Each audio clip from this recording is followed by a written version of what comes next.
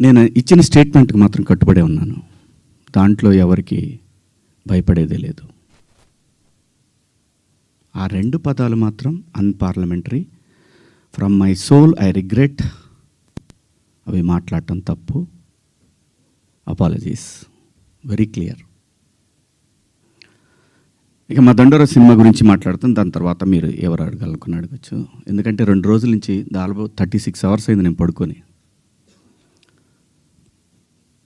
2 రోజుల నుంచి నేను ఈ ప్రమోషన్స్లో నేను పార్టిసిపేట్ చేయలేకపోయాను. ఓ ప్రొడ్యూసర్ నమ్మి మన మీద సినిమా ఇచ్చి ఖర్చు పెట్టాడు, రాలేకపోయాను. అంటే నాలోనే అంతర్మదనం. ఎందుకు ఇలా జరిగింది? అన్ని సంవత్సరాలు పాలిటిక్స్లో మాట్లాడినా ఎప్పుడు తప్పు మాట్లాడాను నేను. ఎందుకు ఇలా జరిగింది? ఏమైంది అని అనిపించింది.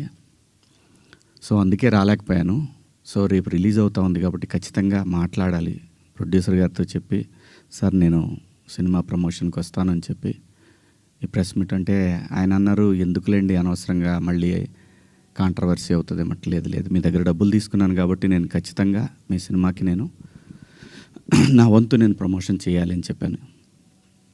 అలా రేపు 25వ తారీఖు క్రిస్మస్ నాడు రిలీజ్ అవుతుంది ప్రపంచవ్యాప్తంగా ఈ సినిమా. తప్పకుండా మీ దగ్గరలో ఉన్న థియేటర్లో మీకు వీలైతే చూడండి. ఒక మంచి సినిమా. సమాజాన్ని పట్టి పీడిస్తున్న కాస్ట్ సిస్టమ్ మీద ప్రేమ పట్ల ఉన్న వ్యతిరేకత తరతరాలుగా నడుస్తున్నా కూడా భవిష్యత్తులో కూడా నడుస్తుంది. ఆ వ్యతిరేకత కుటుంబాల నుంచి వాటిని గాఢంగా గట్టిగా స్పృశించింది ఈ కథ.